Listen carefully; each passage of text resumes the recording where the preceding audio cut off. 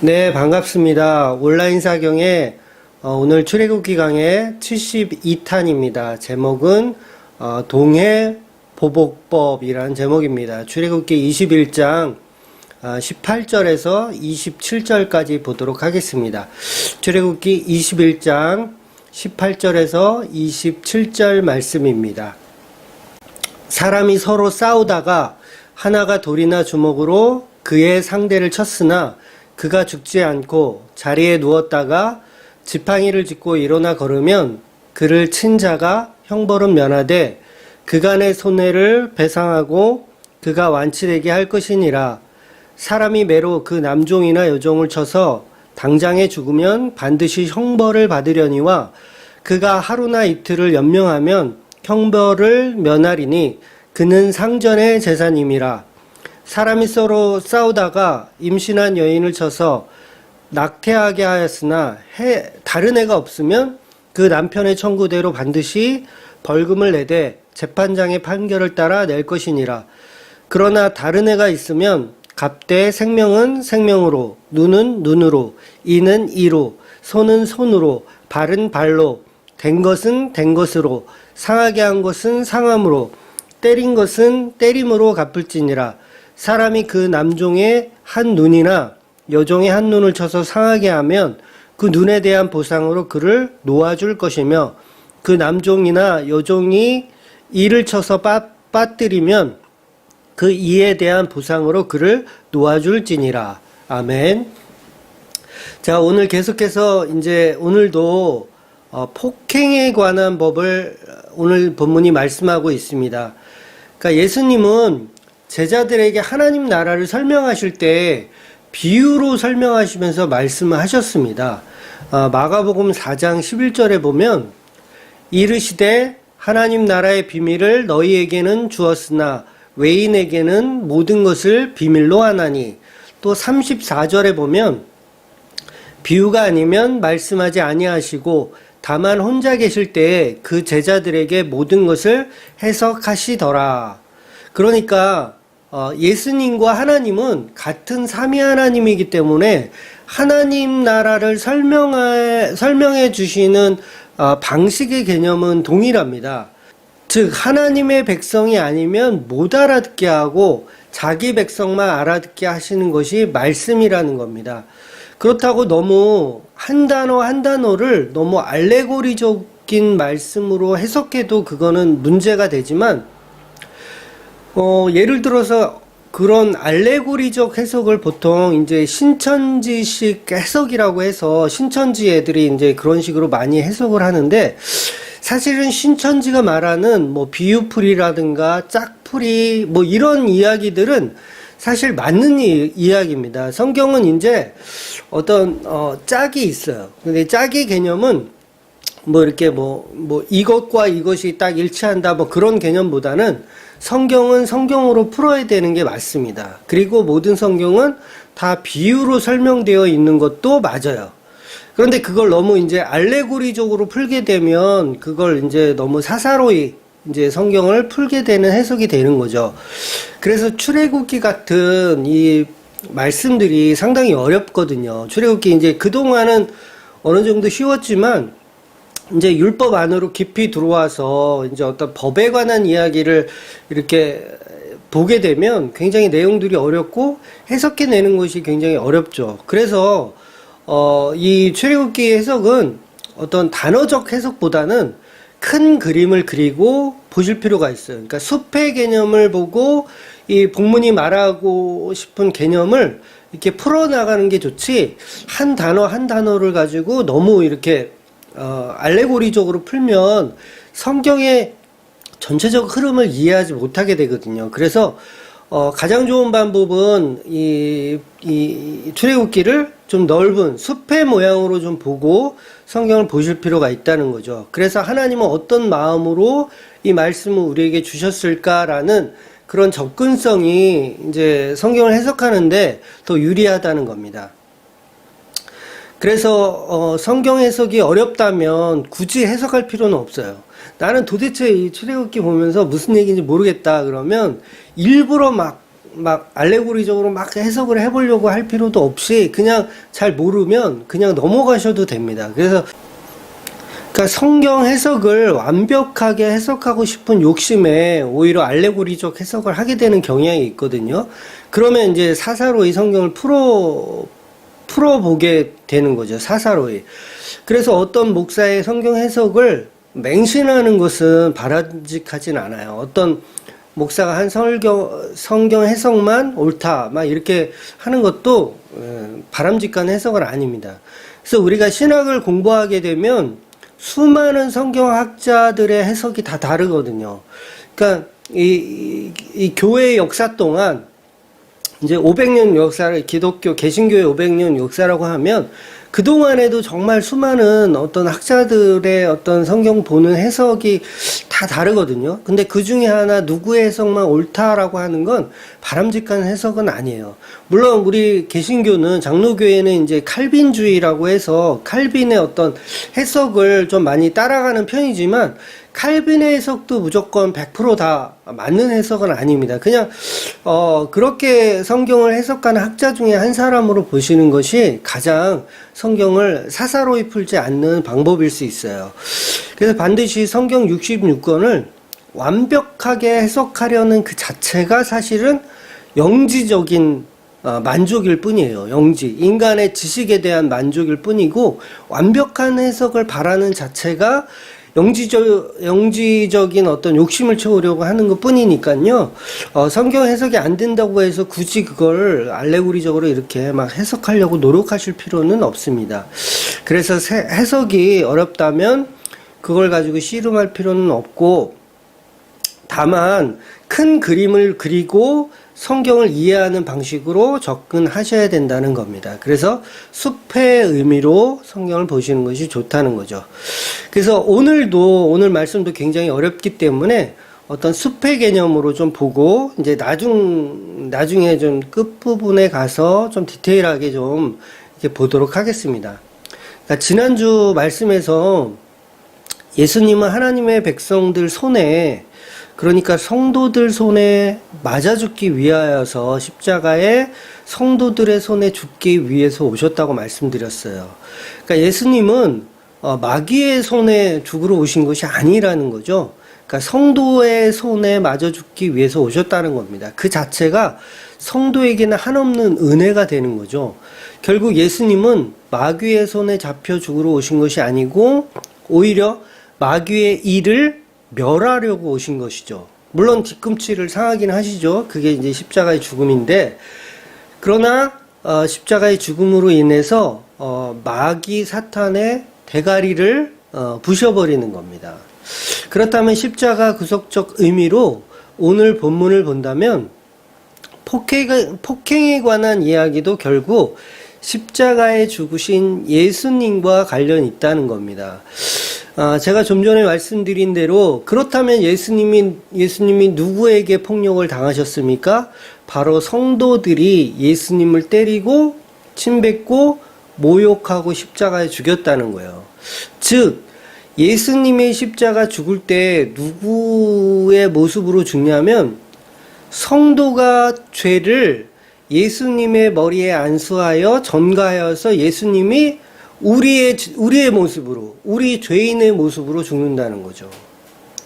그래서 구약의 제사들도 제사장이 이제 사람들이 소나 양을 가지고 오면 제사장이 안수를 하는 게 아니라 가져온 사람이 그 소나 양에게 안수를 하여 그 짐승을 죽이게 되는 거죠. 그러니까 나를 대신해서 그 제물을 가져온 나를 대신해서 소와 양을 바쳐서 죽음으로써 제사를 드리는 겁니다. 그래서 제사장이 그 짐승들을 대신 죽여주는 것도 아니에요. 그러니까 가져온 사람 본인이 그 소나 양의 생명을 끊습니다. 그 다음에 이제 제사장이 뭐 각을 뜬다거나 이렇게 제사장이 이제 함께 제사를 도와주는 개념인 거죠. 그래서 결국 폭력은 누가 쓰는 거냐면, 살생은 누가 하는 거냐면 죄인이 하는 거예요. 죄인. 그러니까 그 재물을 가지고 온 죄인이 살생을 하는 거지 제사장이 대신 죽여주는 게 아니라는 거죠. 그러니까 죄인인 우리가 폭력을 쓰는 거예요. 우리가 폭력을 쓰는 거.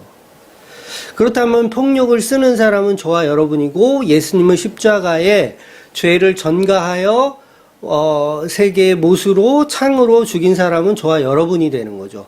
폭력 쓰는 자는 누구냐? 저와 여러분 성도가 폭력을 쓰는 사람이 되는 거죠.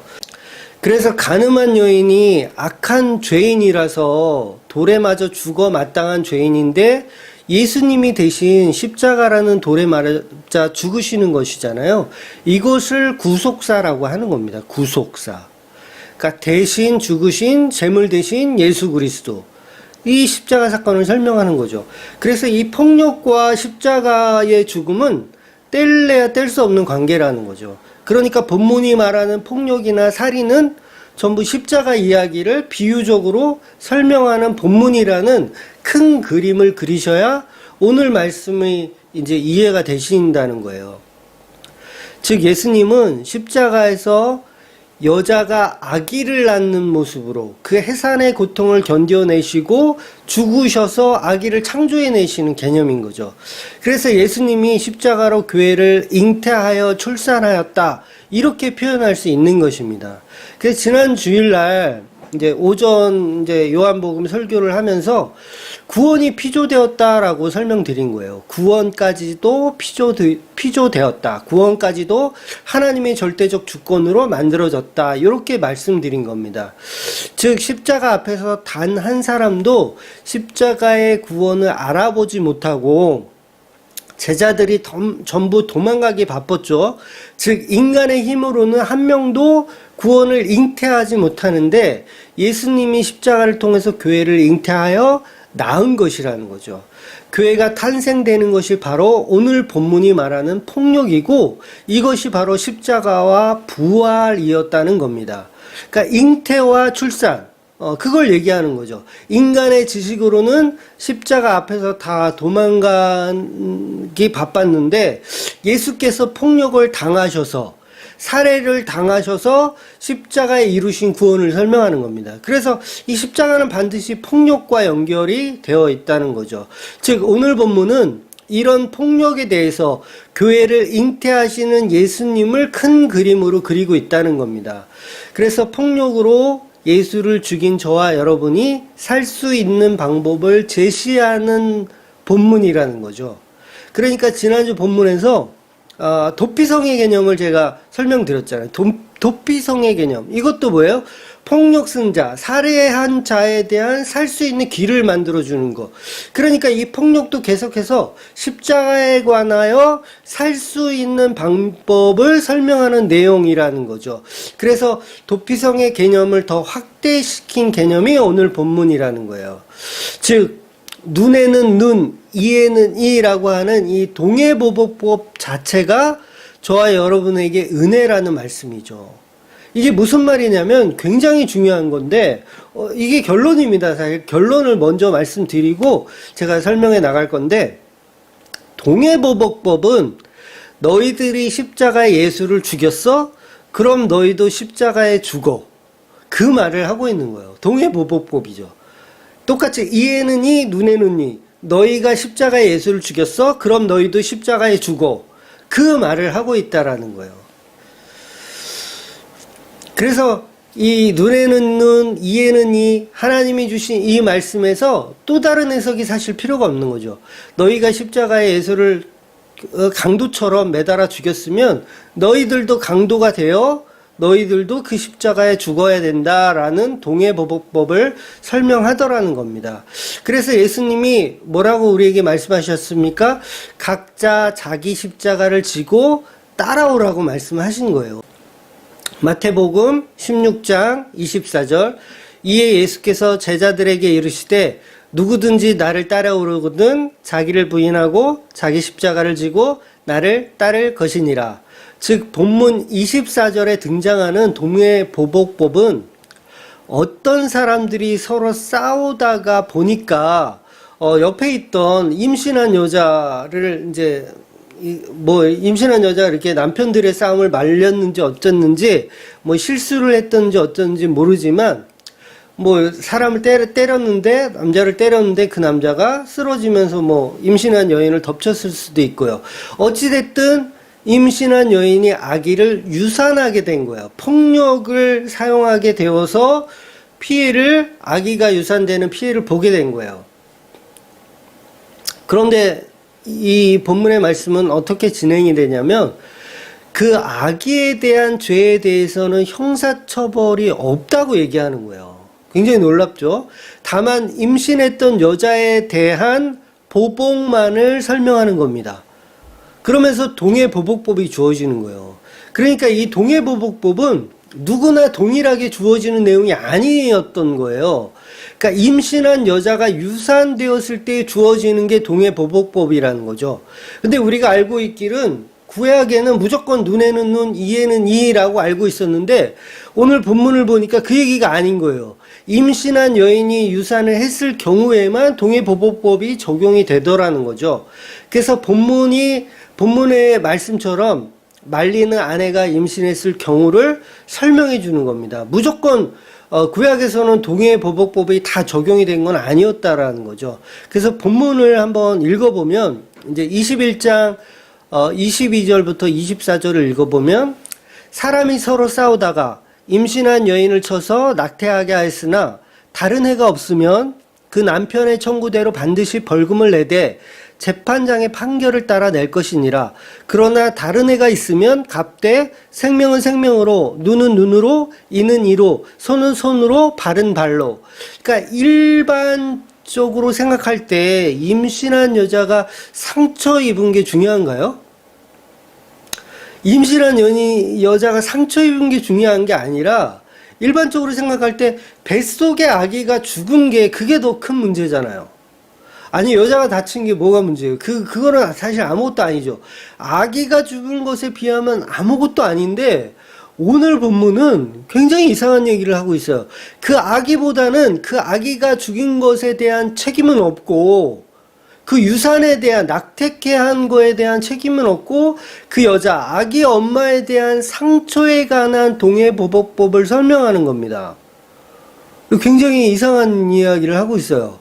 즉, 여자에게는 죽어버린 아기가 문제가 아니고 상처에 대한, 그 여자 본인의 상처에 대한 동해보복법을 설명하는 겁니다.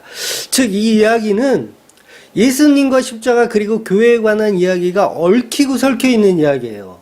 좀 어렵기는 하지만, 즉 성도가 책임져야 하는 것은 십자가에 죽은 예수가 아닌 거예요. 그러니까 예수님을 십자가로 이끌었던 그 성령님에게 초점이 있다라는 거죠.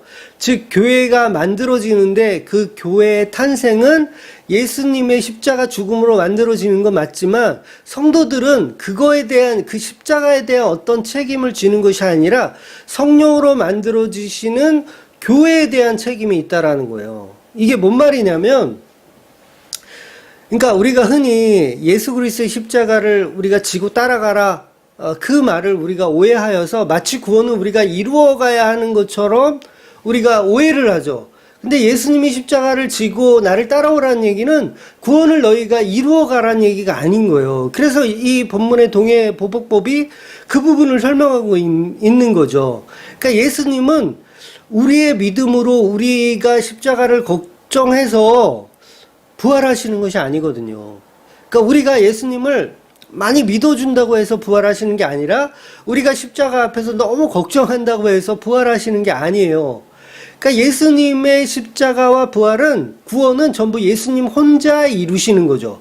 혼자 이루시는 것. 다만 우리가 책임져야 할 것은 그 낙태된, 죽음받은 그 아기에 대한 책임을 지는 게 아니라 교회의 탄생에 대한 책임을 지는 거죠. 교회의 탄생. 그러니까 우리가 교회의 하나의 그 세포 하나가 되는 거죠. 세포 하나가 되는 거. 그러니까 우리 힘으로 만들어내진 것은 아니지만 우리가 교회에 소속이 되더라는 거예요. 그래서 그 교회에 소속이 되어서 날마다 십자가를 지고 자기 부인의 삶을 살아가는 것, 그게 이제 이 임신한 여인에 대한 책임을 짓는 내용이라는 거죠. 결국 교회는 십자가를 잉태하신 성령을 상징하기도 하기 때문에, 그렇다면 이 말씀이 좀 복잡하기는 하지만 성경은 성경으로 해석을 한다고 표현한다면 서로가 이제 맞물려 있긴 하지만 어디까지나 이거는 해석입니다. 제가 말씀드리지만 해석이 무조건 이 해석이 옳다라는 건 아니에요. 큰 그림으로 이해하셔야 됩니다. 그래서 교회, 성령, 예수 전부 본질이 같아요. 본질이 같아요. 교회를 성령이 만드셨다도 맞고요. 교회를 예수님이 만드셨다도 맞아요. 또 성령 받은 교인들이 만들었다고 해도 맞아요.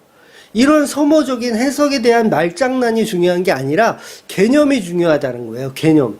즉 교회를 성령이 낳았다고 할 수도 있고 예수님이 낳았다고 할 수도 있는데, 심지어는 고린도전서 4장 15절에 바울이 이런 얘기를 해요. 그리스도 예수 안에서 전도를 해서 성도가 된다면 성도를 바울이 복음으로 낳았다라고 표현을 해요. 그러니까 바울이 복음으로 성도를 낳았다라는 표현을 하죠. 그러면 이걸 결과적으로 바울이 교회를 만들었다 막 이렇게 해석이 되잖아요. 근데 그 말도 사실은 틀린 말이 아니라는 거죠. 그러니까 성령 받은 교인들이 교회를 만들었다, 이 해석도 틀린 해석은 아니라는 거죠. 즉 교회와 성령과 예수님은 서로 맞물려 있다라는 겁니다. 그래서 마리아에게 성령이 예수를 잉태하게 하잖아요. 그러니까 복음 안에서는 서로가 서로를 낳고 낳는 거예요. 교회와 예수님과 성령이 서로가 서로를 낳는 겁니다. 그러니까 오늘 본문에서 죽은 아기는, 그러니까 그 임신한 여인 때문에 낙태하게 된 그 아기가 예수냐, 교회냐, 여자는 예수냐, 교회냐, 뭐 성도냐, 이런 해석들이 사실은 다 맞는 해석이 되는 거죠. 그래서 그런 소모적인 성경 해석으로 쌓을 필요는 없고 이제 숲을 보자는 거예요. 숲을. 그래서 예수님과 성도는 성령으로 하나 된 존재이니까 어떤 해석도 큰 의미는 없는 거예요. 그래서 제가 간혹 말씀드리지만 성경에 나오는 인물을 교회로 해석하거나 예수님으로 해석한다고 해서 서로 다른 내용을 전하지는 않는다라고 말씀드린 거예요. 그래서 그 대표적인 예로 제가 강도 만난 자를 도와준 선한 사마리아인이 예수님으로 해석하든 성도, 교인으로 해석하든 아니면 성령님으로 해석하든 성경이 말하는 목적과 결과는 대동소이하다라는 거예요. 그래서 큰 의미는 없는 거예요. 그런데 이게 맞다 틀리다라고 자꾸 싸우면 그 자체가 이제 영지적 우월주의에 빠지게 된다는 거죠. 마치 부부가 재산 가지고 이건 내 거야, 네 거야, 막 이렇게 싸우는 거하고 똑같죠. 부부가 사실 다 같은 재산권을 갖고 있는데 서로 자기 거라고 싸우는 것도 이제 문제가 되는 것처럼 그런 개념인 거죠. 결국 본문이 하고 싶은 이야기는 십자가 지신 예수가 교회를 잉태하여 예수가 죽고 교회가 살아나는 이야기를 설명하는 겁니다. 그래서 동해보복법은 폭력은 폭력으로, 살해는 목숨으로, 눈에는 눈, 이에는 이. 즉 너희가 죽인 십자가에 너도 죽어라. 이제 그 말을 하고 있다는 거죠. 그런데 이 말씀을 막 잘 해석이 안 된다고 해서 막 머리 싸매고 막 이렇게 해봐야 답이 나오질 않죠. 그래서 그냥 이렇게 모르면 사실 그냥 넘어가는 게 좋은데 그냥 문자적으로 해석해버리는 게 그게 큰 문제죠. 그래서 오늘 같은 본문의 내용을 가지고 그냥 살해하지 말란 얘기인가 보다, 폭력 쓰지 말란 얘기인가 보다, 착하게 살란 얘기인가 보다, 사람 때리지 말란 얘기인가 보다, 이렇게만 보면 이제 본질적인 십자가 은혜를 다 놓쳐버리는 꼴이 된다는 겁니다. 그래서 여러분, 동해보복법은 지금 대한민국 우리가 갖고 있는 사고로 법을 생각하면 굉장히 잔인한 법 같잖아요. 동해보복법, 그런 굉장히 잔인한 복음 같잖아요. 잔인한 말씀 같잖아요. 그러니까 정인이, 양부모가 정인이를 때려서 이렇게 학대해서 죽였는데 우리나라 법에서는 정인이 양부모를 잡아다가 똑같이 때려 죽이라고 하진 않잖아요. 그러니까 얼마나 우리나라 법이 사실은 죄인에게 관대한지 몰라요. 오히려 법은 가해자를 보호해 주더라고요. 그러니까 사람들이 법원에서 막 정인이 양모에게 막 사형시키라고 막 수십 명이 막 모여가지고 막 눈 던지고 막 이런 걸 뉴스에서 봤거든요. 그러니까 당장 죽일 것처럼 사람들이 아우성을 치는데 오히려 경찰들이 그 죄인들을, 가해자들을 보호해주고 있더라는 거죠. 막 수십 명이 막 모여가지고 막 눈 던지고 막 이런 걸 뉴스에서 봤거든요.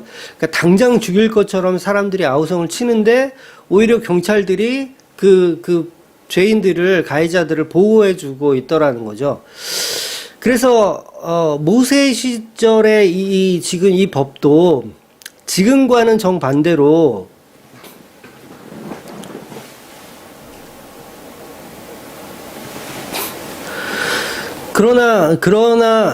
그러나 모세가 살았던 이 시절에는 지금과 정반대로 동해보복법은 오히려 엄청난 관용이었습니다. 즉 동해보복법은 한 대 맞으면 한 대 때리면 되거든요.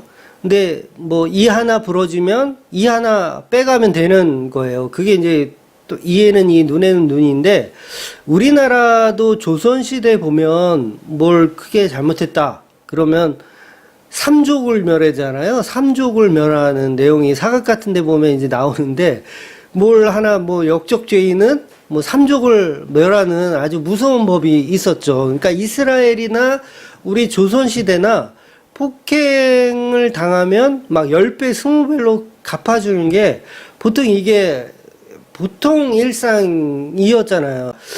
그래서 성경이 지금 말하는 동해보복법은 폭력으로 죄를 지었던 저와 여러분에게 굉장한 관용을 베풀어주는 은혜의 말씀이라는 겁니다. 여러분, 우리가 지옥 갈 죄를 지었는데 그까지 십자가의 삶을 사는 게 어렵습니까? 여러분, 성경에서 지옥을 표현할 때 불타는 지옥을 표현하잖아요. 불타는 지옥. 아니, 그런 불타는 지옥에 들어가야 할 존재를 살려주셨는데 십자가 삶을 사는 게 그게 투정 부릴 일인가라는 거죠. 그러니까 지옥 갈 죄인에게 구원을 줬는데 우리는 우리의 삶을 보면서 돈 없다고 투정합니다. 이게 과연 맞는 투정이냐는 거죠. 상식적으로 생각해서 정인이 양모에게 감옥 생활을 해주는 거, 이거 굉장히 감사한 일 아닐까요? 죽어 마땅한 이스라엘 백성들을 구원해 주셨는데 그것도 감사한데, 죽어 마땅한 이스라엘 백성들도 구원해 주신 그 감사에 살아도 모자랄 판에 정말 막말로 진짜 만나가 없어도 감사, 고기가 없어도 감사, 물이 없어도 감사해야 할 민족들인데 투정 부리기 바쁘더라는 거예요. 먹을 거 없다고 투정 부리고, 마실 물 없다고 투정 부리고, 고기 좀 달라고 투정 부리고. 아니, 지옥 갈 헐헐 타버릴 지옥에 들어갈 그 백성들을 구원해 내주셨는데 우리가 우리의 삶을 보면 투정 부리기 바쁘다는 거죠. 지옥 갈 인간을 출애굽 시켜줬으면 죽은 척하고 은혜로 살아야 되는 게 감사한데, 너가 십자가를 지고 자기 부인을 하고 예수의 삶을 살아내라? 그러면 그게 얼마나 편해요. 그보다 더 편한 일이 어디 있어요. 그러니까 지옥 갈 인생에 비하면 그건 아무것도 아닌 거죠. 우리 인생이 날마다 정말 그 지옥 같은 삶일지라도 지옥보다는 낫더라는 거예요. 그걸 우리가 자꾸 잃어버린다는 거죠. 그 은혜를 잃어버린다는 거죠. 그래서 그 은혜를 알면 사실 싸울 일도 없고 정말 우리가 불평할 일도 없는 거예요. 날마다 은혜로 살 수 있는 거죠. 그런데 우리 인생이 날마다 물에 빠진 사람 건져나 주었더니 보따리 내놓으라고 하는 삶을 계속 살고 있잖아요. 그러니 얼마나 속 터지는 삶을 살고 있는 거예요, 우리가. 너무 은혜에 무지한 삶을 살고 있는 거죠. 은혜에 무지한 삶. 그래서 오늘 본문과 같은 율법을 통해서 그 은혜를 설명하고 있는 겁니다. 근데 보세요. 눈에는 눈, 이에는 이 이야기를 24절에 말씀을 하시는데, 지금 본문도 그렇고 오늘 18절 말씀도 보면 동해보복법과 맞지가 않아요. 당연히 동해보복법은 보편적이지 않다고 말씀드렸습니다. 십자가를 설명하는 내용이기 때문에 그래요. 그래서 본문 18절에 보면 둘이 싸우다가 지팡이를 짚고 일어나는 내용이 나와요. 18절 보면 사람이 서로 싸우다가 하나가 돌이나 주먹으로 그 상대를 쳤으나 그가 죽지 않고 자리에 누웠다가 지팡이를 짚고 일어나 걸으면 그를 친 자가 형벌은 면하되 그간의 손해를 배상하고 그가 완치되게 한 것이니라. 아니 싸우다가 지팡이를 짚고 일어나는 장애를 입었는데 물론 일시적인지 어쩐지는 모르지만 아무튼 지팡이를 짚고 일어날 정도로 반 죽였는데 19절에는 친자가 형벌을 면한대요. 형사 책임은 없고 다만 민사적인 책임만 있다는 겁니다. 분명히 동해보호법대로라면 너도 똑같이 지팡이 짚고 살도록 패줘야 되는데 19절에는 용서하라는 내용이에요.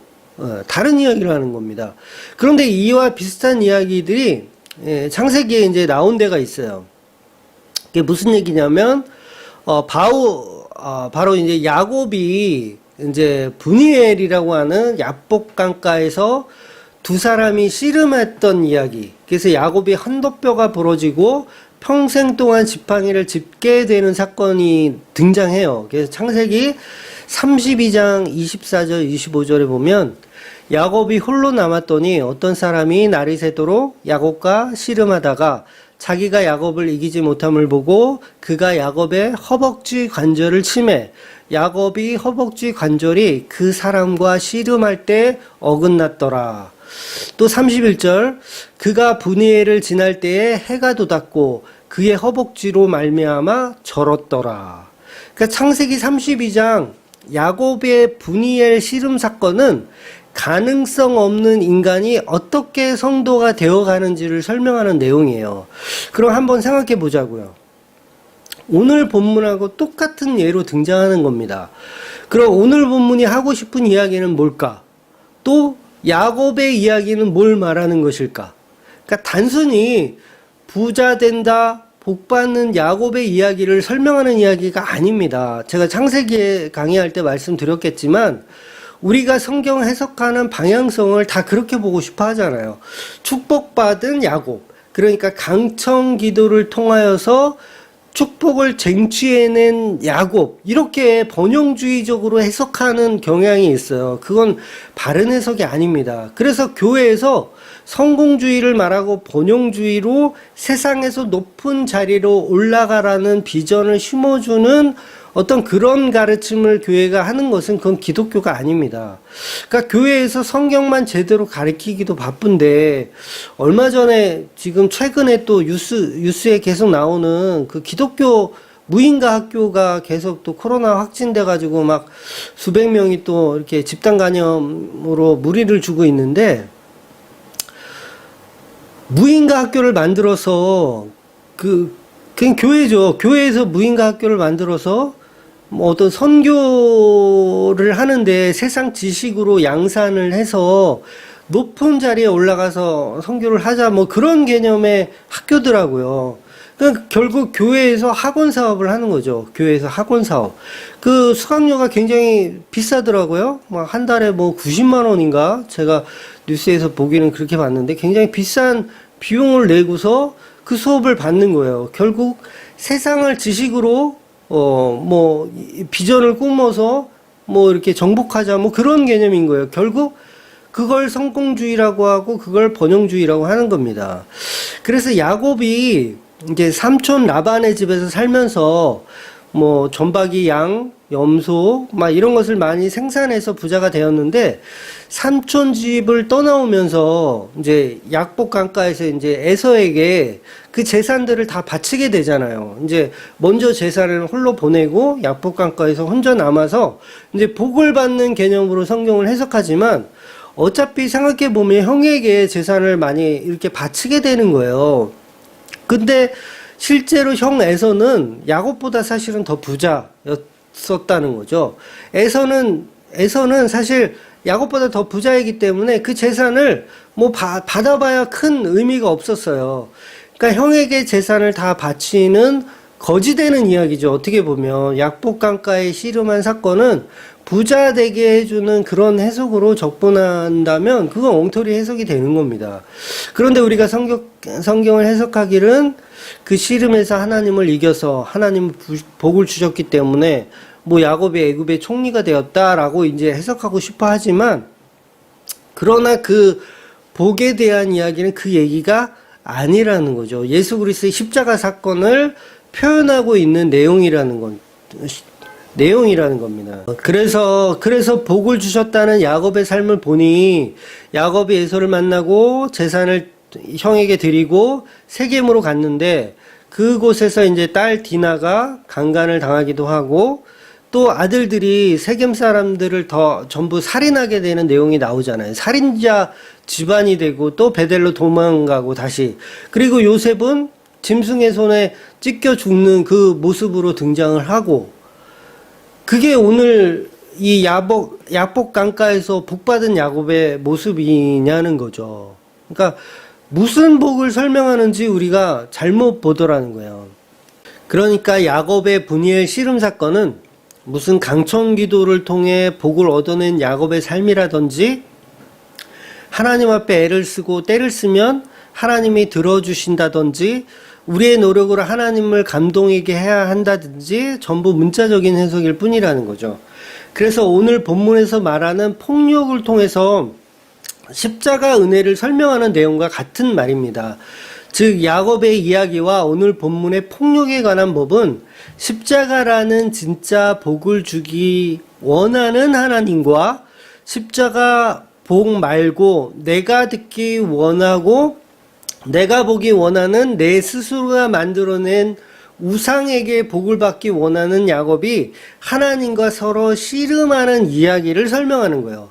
그래서 오늘 본문은 성도가 폭력으로 예수를 죽이는데 그 예수가 19절에 지팡이를 짚고 일어서면 가해자인데도 사는 겁니다.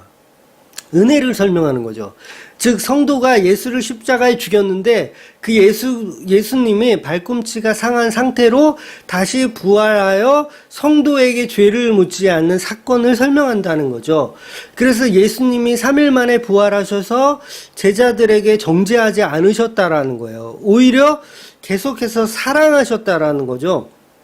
제자들을 찾아가셔서 괜찮다, 밥이나 먹자 이러면서 직접 생선 요리를 대접해 주시는 예수님을 우리가 떠올려야 한다는 거죠.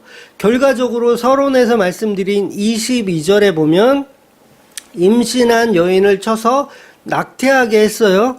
뱃속의 아기를 살해했는데 여자에게 다른 애가 없다면 책임을 지지 않게 되는 겁니다.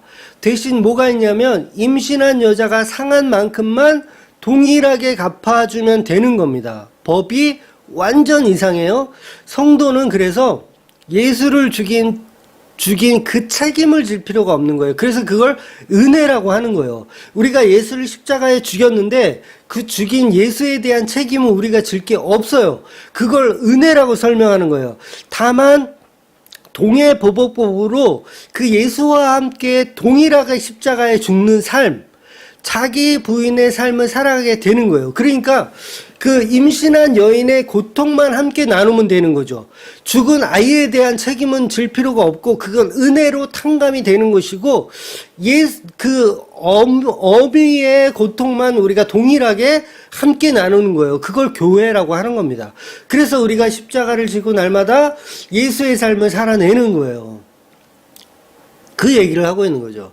그러니까 임신한 여자가 다친 게 중요한 게 아니고 아기를 유산하게 된 그게 사실은 더 큰 죄일 것 같은데 그 죄는 용서를 받더라는 거예요. 그리고 별거 아닌 것 같은 그 임신한 여자의 다친 그것만 우리가 보상해 주면 된다는 거죠. 그러니까 우리는 은혜 받은 사람이기 때문에 십자가의 삶만 살아내면 된다는 거예요. 그러니까 지옥불에 떨어져서 그 지옥의 고통을 맛봐야 되는데 십자가의 삶을 살면 된다는 거죠. 이 얼마나 큰 은혜를 설명하는 내용이냐는 거죠. 엄마가 다친 만큼만 보복당하면 끝나는 거예요. 이게 성도의 삶이에요. 그래서 성도는 예수님처럼 십자가로 자기 부인의 삶을 살면 되는 거예요. 그러니까 예수님이 십자가에 당한 그 고통, 죽음에 대한 책임은 우리에게 없지만 그 고통, 잉태하는 그 고통은 우리가 동일하게 성도도 함께 짊어지고 가야 한다는 이야기를 오늘 본문이 하고 있다는 거죠. 그럼 보세요. 한 번 더 말씀드리면 서두에서 말씀드린 대로 해살의 고통을 당한 사람이 누구예요? 예수님이에요. 예수님이 해산의 고통을 당한 거예요. 예수님의 십자가에서 해산의 고통을 당하신 겁니다. 물론 구약의 어떤 사건에서는 그 아이가 죽은 것으로 표현하기도 해요. 오늘 본문에서도 임신한 그 여자의 아기는 죽어요. 아기는 죽었어요. 다윗과 밧세바 사이에서 태어난 아기도 곧 죽었습니다. 예수님도 십자가에 죽었고요. 그런데 그 죽음에 관한 책임은 성도가 물을 수 있는 능력이 없어요. 그래서 우리 성도는 그 책임을 질 수 있는 능력이 없음. 그걸 바로 성도의 삶이라고 하는 거예요. 그걸 은혜 받았다라고 표현하는 거야. 나의 능력으로는 불가능한 그 은혜. 그런데 예수님만 그 십자가에 잉태하는 고통을 견뎌내시더라는 거죠. 그래서 모든 구약의 말씀은 모형이기 때문에 잘 이해하고 들으셔야 돼요. 예수님은 십자가에 죽어서 교회라는 여자와 꼭 닮은 아기를 출산해내는 거예요. 그러니까 임신한 여자가 아기가 죽었는데 아기에 대한 또 다른 누군가가 탄생되는 거예요. 그거에 대한 동해 보복법이 전가가 되는 거죠. 그걸 성도라고 이야기하는 거예요. 그래서 예수님과 꼭 닮은 아기가 누굽니까? 바로 성도, 교회가 출산되는 겁니다. 그래서 눈에는 눈, 이에는 이는 예수님과 교회가 십자가에서 견뎌내는 이야기를 설명하는 거예요. 이것을 성령 받았다라고 표현하는 거예요. 그러니까 동해 보복법은 성령 받았다 그 얘기를 하는 거예요. 죽어 마땅한 죄인인데 사람을 낙태케 한 죽어 마땅한 죄인인데 동해 보복법은 그 고통을 함께 나누는 교회로서 만들어지더라. 그 얘기를 하는 거죠. 내가 예수님과 똑같이 십자가에 죽은 자가 되는 거, 나도 똑같이 낙태케 된 자가 되는 거, 요걸 오늘 본문이 설명하는 거예요. 그래서 예수님이 마태복음에서 이 동해보복법을 한 번 더 설명해 주세요. 마태복음 5장 38절부터입니다. 또 눈은 눈으로 이는 이로 갚으라 하였다는 것을 너희가 들었으나 나는 너에게 이르노니 악한 자를 대적하지 말라. 누구든지 내 오른뺨을 치거든 왼편도 돌려대며 또 너를 고발하여 속옷을 가지고자 하는 자에게 겉옷까지 가지게 하며 또 누구든지 너로 억지로 우리를 가게 하거든 그 사람과 심리를 동행하고 내게 구하는 자에게 주며 내게 꾸고자 하는 자에게 거절하지 말라. 자, 보세요. 이거는 돈 빌려달라면 돈 꿔줘라 그런 얘기 아닙니다. 자, 보세요. 성도 보고 이런 삶을 살라는 목적이 있는 게 아니에요. 이건 문자적인 거고. 자, 보세요. 성도 보고 이런 삶을 살라는 목적만 있는 게 아닙니다. 성경은 그렇게만 보면 안 된다 그랬어요. 성경은 우리들에게, 우리 독자들에게 뭔가를 해라 말아라는 책이라기보다는 예수께서 이렇게 이루셨다. 예수님에 관하여 기록됐다는 걸 먼저 알 필요가 있어요. 그래서 오른편 뺨을 맞고 왼편을 돌려대신 분이 누구냐는 거죠. 저와 여러분인가요? 1차적으로는 예수님이신 거죠. 예수님이 1차적으로는 오른편을 맞고 왼편을 돌려대신 분이라는 거예요. 그래서 로마 병사들이 예수님의 뺨을 때리기도 했고요. 그러니까 예수님의 속옷을 제비 뽑아 나누어 갖기도 했어요. 그러니까 옷을 내어주신 분은 사실 누구냐면 죄 없으신 예수님이 골고다 언덕을 걸으신 일을 설명하는 거죠. 이걸 이제 마태복음은 예수님의 이야기로 설명하고 있는 거예요. 그래서 욥기에서 보면 욥도 이런 말을 했어요. 16장 10절에 보면 무리들이 나를 향하여 입을 크게 벌리며 나를 모욕하여 뺨을 치며 함께 모여 나를 대적하는구나. 11절 하나님이 나를 악인에게 넘기시며 해각자의 손에 던지셨구나. 그러니까 욥이 자기 이야기를 먼저 하고 있는 거지만 1차적으로 누구 이야기냐면 예수님 이야기를 하는 거예요.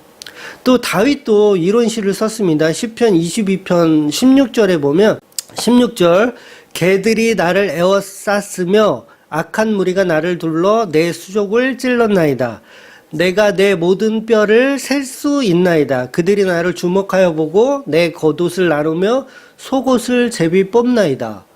와, 이렇게 다윗의 시에서도 예수님 이야기가 있는 거예요. 다윗의 시에서도. 그러니까 성경이 전부 예수님의 이야기에 관한 이야기를 쓴 거죠. 그러니까 요한복음 18장 2절 볼게요. 군인들이 가시나무로 관을 엮고 그의 머리에 씌우고 자색 옷을 입히고 앞에 가서 이르되 유대인의 왕이여 평안할지어다 하며 손으로 때리더라. 예수님을 때리는 거예요. 마태복음 26장 67절 이에 예수의 얼굴에 침을 뱉으며 주먹으로 치고 어떤 사람은 손바닥으로 때리며 또 마태복음 27장 35절 그들이 예수를 십자가에 못 박은 후에 그 옷을 제비 뽑아 나누고 그러니까 폭력에 관해서 눈에는 눈, 이에는 이에 폭력에 관한 본질의 이야기는 예수님의 십자가와 성도의 십자가 이야기가 맞는 것이죠. 또 본문 26절에 주인의 종을 때려서 눈을 멀게 했다면 자유를 주어서 풀어주라는 얘기가 있어요. 그러니까 주인인데 종을 막 때려. 뭐 잘못한 게 있어서 때려. 그런데 눈을 멀게 했어요. 그럼 자유를 줘서 풀어주라는 거예요. 이게 뭘 얘기하는 걸까요? 이게 바로 구원을 얘기하는 거예요. 구원. 예수님도 이와 똑같은 얘기를 하신 적이 있어요. 마태복음 5장 29절에서 30절. 만일 내 오른 눈이 너를 실족하게 하거든 빼어내버리라. 내 백체 중 하나가 없어지고 온몸이 지옥에 던져지지 않는 것이 유익하며 또한 만일 내 오른손이 너를 실족하게 하거든 찍어내버리라. 내 백체 중에 하나가 없어지고 온몸이 지옥에 던지지 않는 것이 유익하니라. 아멘. 그러니까 뭐예요? 하나님이 우리의 눈을 빼시는 거죠. 그러니까 주인이 종을 때려서 눈을 멀게 하면 자유를 준다는 말씀이 오늘 본문에 있잖아요. 그러니까 하나님이 저와 여러분의 눈을 빼고 사지를 잘라서 지옥에 안 들어가는 내 백성으로 만들어내겠다는 말씀인 거예요. 그리고 우리는 동해보복법이라는 예수 그리스도의 십자가의 그 삶을 살아내면 된다는 거죠. 그러니까 낙태케 된 그 아기에 대한 생명의 책임은 없고 우리는 그 임신한 여자가 받은 고통만 함께 나누어 주면 그만이라는 거예요. 이걸 은혜라고 하는 거예요. 이걸 구속되었다라고 하는 거예요. 결국 예수님의 십자가로 죽으신 그 삶을 우리가 살아내면 되는 거죠. 그래서 날마다 나의 죄를 십자가 앞에 아뢰고 내 삶이 아닌 이제 자기 부인의 삶으로 날마다 십자가를 지고 예수의 삶을 살아내는 거. 그래서 예수님처럼 눈알이 빠지고 손발이 잘리고 그 고통 속에서 예수와 동일한 자기 부인의 삶으로 살아내는 것. 그게 바로 교회의 모습이라는 거죠. 그래서 이 교회라는 게 탄생되는 것에 율법이 주어진다고 제가 지난번 설교 때 말씀드렸잖아요. 율법이 주어진다는 건 개인에서 교회라는 단체가 만들어진 것이다. 그럼 교회에게 뭔가 율법이 주어졌다라는 건 뭐냐면 교회에게 은혜를 선포하고 그 은혜의 삶을 어떻게 살아가는지를 설명하는 것. 그 삶이 뭔가 들여다봤더니 동해보복법이라는 거죠. 그래서 그 동해보복법은 우리가 날마다 나를 부인하고 예수의 삶을 살아내는 것. 그게 동해보복법이라는 겁니다. 이 동해보복법이 말 그대로 십자가의 은혜를 설명하는 것이고 날마다 나를 부인하며 내 죄를 인정하며 날마다 종의 모습으로 정말 눈이 먼 종의 모습으로 그것을 날마다 은혜로 여기며 살아가는 그런 저와 여러분이 되라는 말씀으로 오늘 본문이 이야기하고 있는 겁니다. 그렇다면 우리가 이 세상을 살면서 투정 부리고 불만을 갖고 나는 왜 이렇게 가난해요? 난 왜 이렇게 능력이 없어요? 이런 걸 불평할 시간은 사실은 우리에게 없는 것이고 지옥 안 들어간 그 은혜가 얼마나 큰지 내가 낙태케 한 그 여자의 그 아기에 대한 책임을 지지 않는 그 동해보복법이라는 그 은혜로 날마다 나를 부인하며 십자가의 은혜로 살아내시는 저와 여러분이 되시기를 주의 이름으로 축원드리겠습니다. 아멘. 승리하십시오.